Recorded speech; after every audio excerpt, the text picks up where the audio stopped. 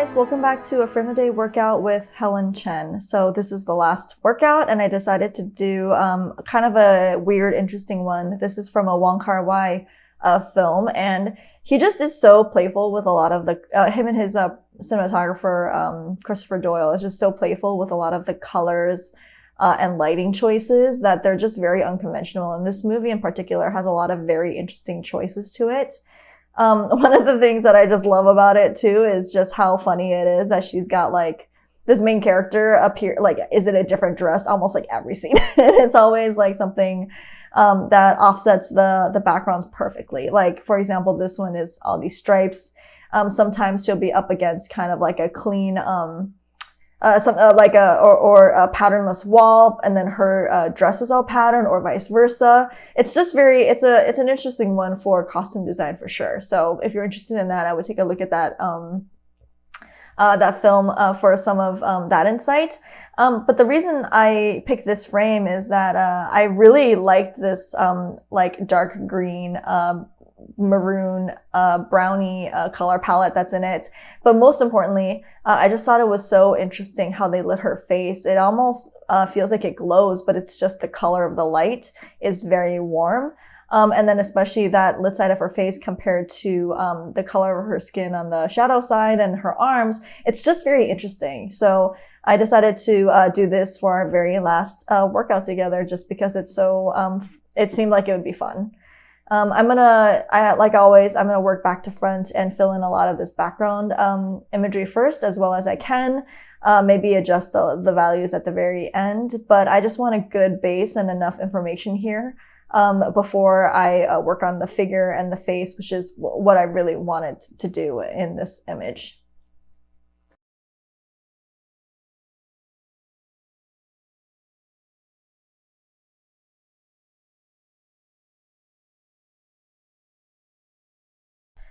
One of the things that I find really cool about Wong Kar-wai's film, besides all of the colors, just how intricate and specific the sets are. Like, for example, even in this shot, I have to be honest, I haven't seen this movie in a while. I don't quite remember the storyline, but in this particular shot, I just find it so interesting how he's kind of how they've kind of like just placed the items around. It's almost like all of the items are like the cabinets and the tables are kind of like all like framing her in a sort of a way. So you have the few that are in the back, and there's a bit of a down angle to it. So it's all kind of like drawing your eye downwards and in, which is where she sat. And then you have this little table with a typewriter right next to her that's also kind of like kind of a weird placement, and slanted in a way, and it also kind of like leads your eye to her. And so I just think it's a really smartly composed frame. And I just like also how there's all of these kind of like straights and this kind of like red and green thing going on. And that same kind of a thing is happening in her costume. It's just, except it's just vertical stripes. So it all just kind of like ties together in a really interesting way, and just feels like almost like a painting, like a complete piece all on its own. Like you almost don't need anything else besides this from the movie.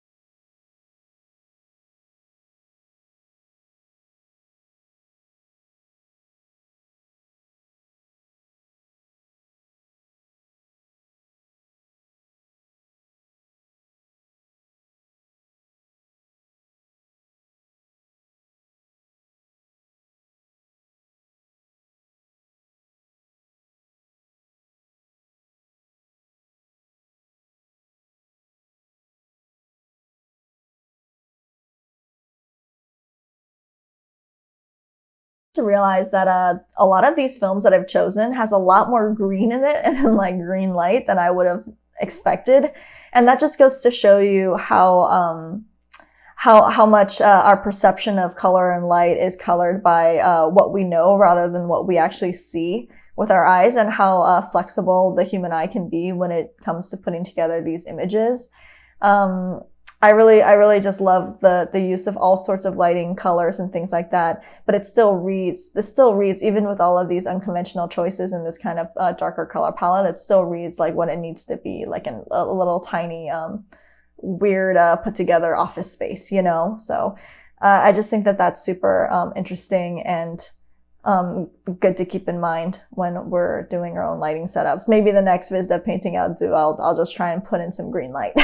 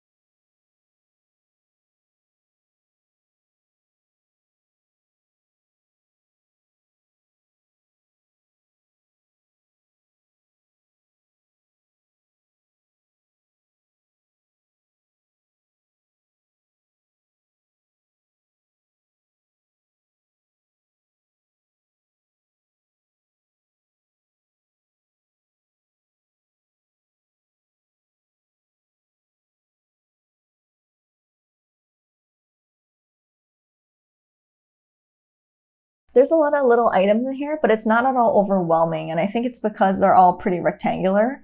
And so to get it to read, usually you just need a shadow side and then a light side, very subtly, of course, because there's not a lot of direct light hitting any of these things. The only direct light is hitting her face. It's funny too, because looking at this and how it kind of just pops that light out of her face, I can imagine that it was just a very small kind of light shining that they directed. It doesn't even hit her arm or any of the objects on the table, which is totally on purpose.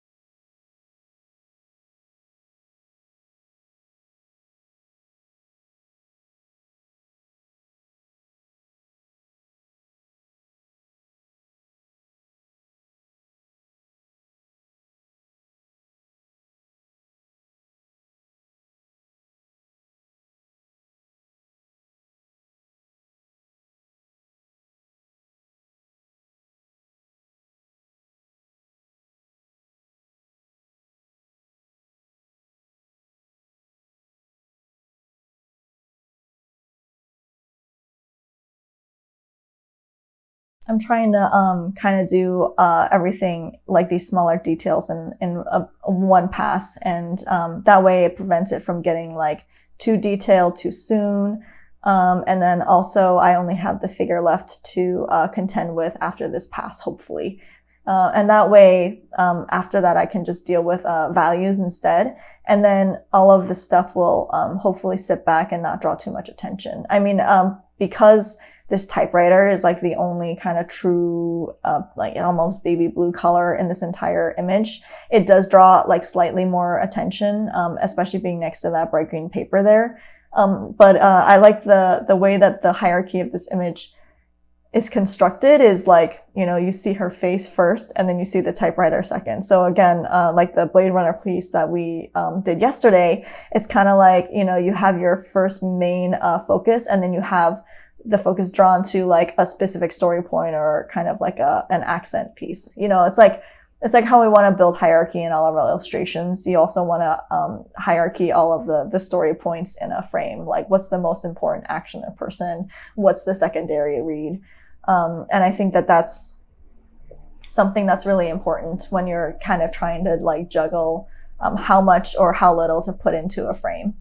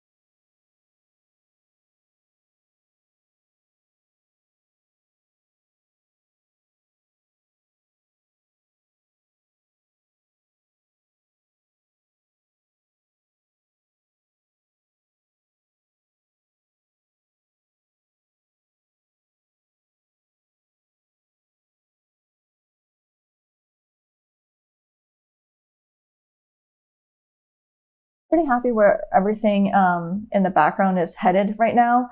And I think it's pretty much wrapped up. It's still all reading a little bit light, but I'll just deal with that later. I really want to kind of like jump into the figure here, so that's what I'm going to do.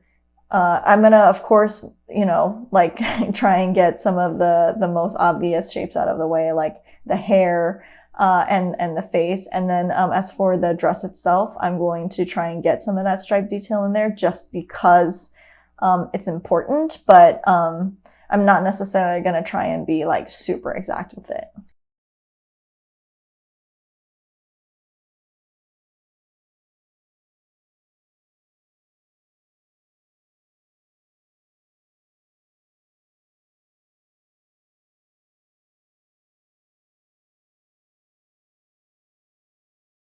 I know it's a little bit shocking, but I just went with a super bright color for the side of her face that's lit. Feel like I can always tone it down, but it's what kind of attracted me to this frame anyway, and so I really want to be able to get it. There you can see me moving my color picker box closer to it so I can really like compare. And I feel like it's even if it's not close, as long as I get that, even if it's a little bit off, as long as I get the impact of seeing that light hit the face and then the more kind of muted, cooler side to the right, I'll be happy.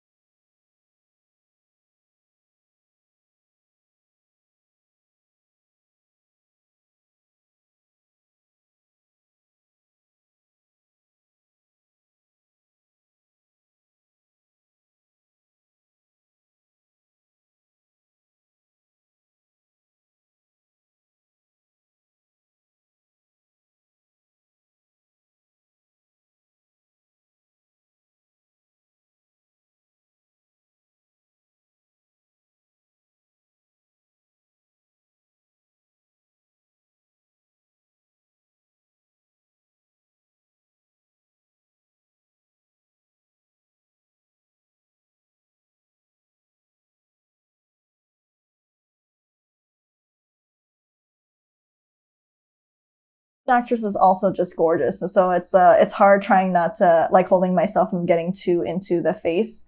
I'm gonna try my best, but she's just got such beautiful features, and I just love the way that the light is hitting her face. So I'm gonna put a little bit more detail into this face than I have in the past.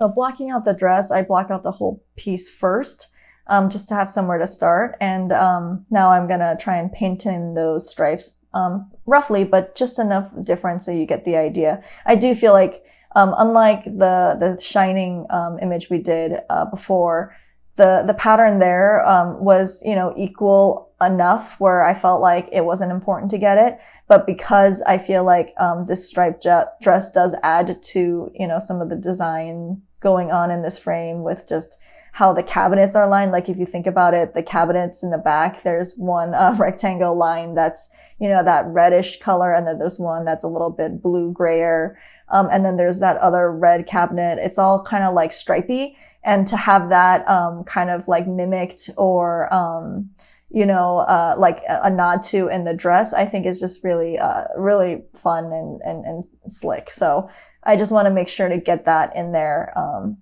Even if it is a little bit more kind of newly work that maybe isn't really that important.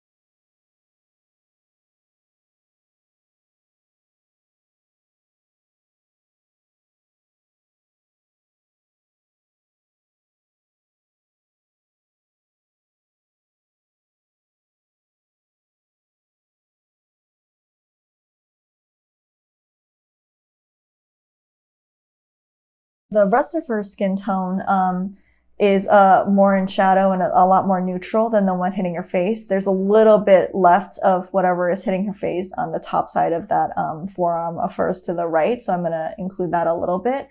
But for the most part, I wanted to read a little bit darker and cooler, especially before it hits the elbow there.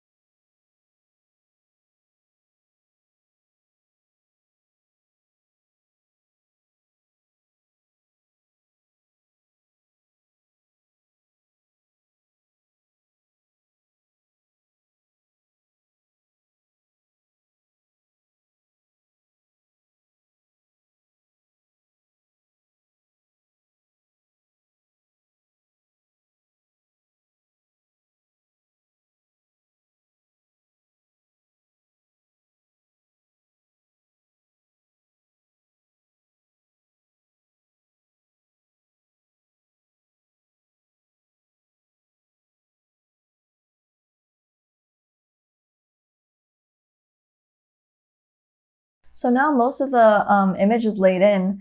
I always find, and I don't know if you guys have noticed this, but at a certain point when I feel like most of the information is there, I turn off the line work so I can see if there's any edges I need to clean up or anything like that. Sometimes it's hard to judge when the line work is on. So make sure you turn it off and double check some of your cleaner edges and softer edges and things like that.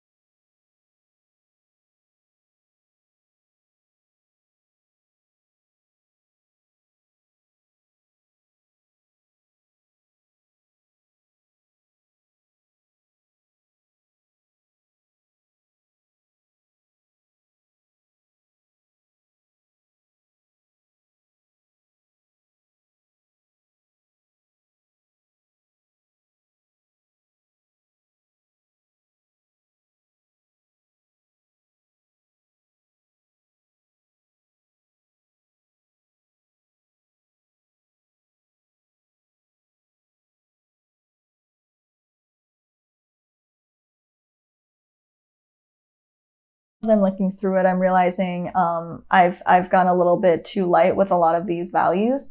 And so I created a multiply layer, and I'm going to kind of go over some of the places. With a neutral color, I feel like the hue is correct. It's just literally the value. So I'm not putting too much color into the multiply. It's just going to be black.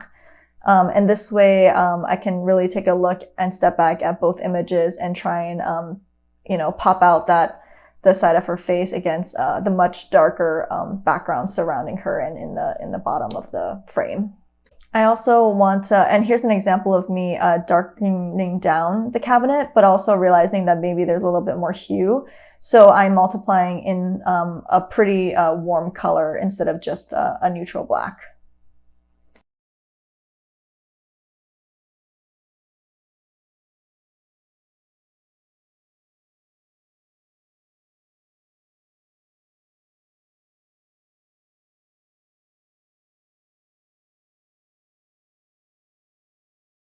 Now some more value adjustments will kind of tie off the piece. There's just more darkness behind her, and it really, that's what sets the silhouette apart. So I'm going to go in and do that to the background, and hopefully this image will feel correct soon.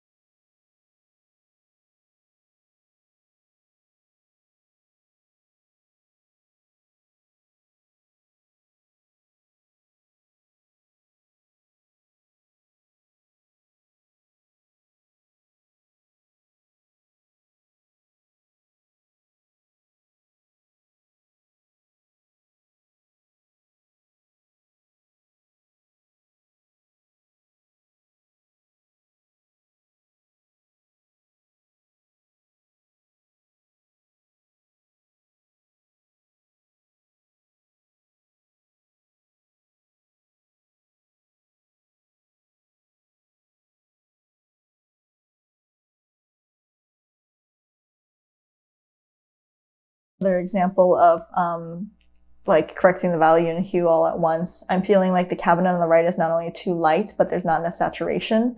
So I'm going to choose, I feel like it should be warmer and maybe a little bit pinker. So what I'm going to do is choose that kind of a color, multiply it on top, and see how it feels and if it gets, the result that I want, which is darker and richer in color.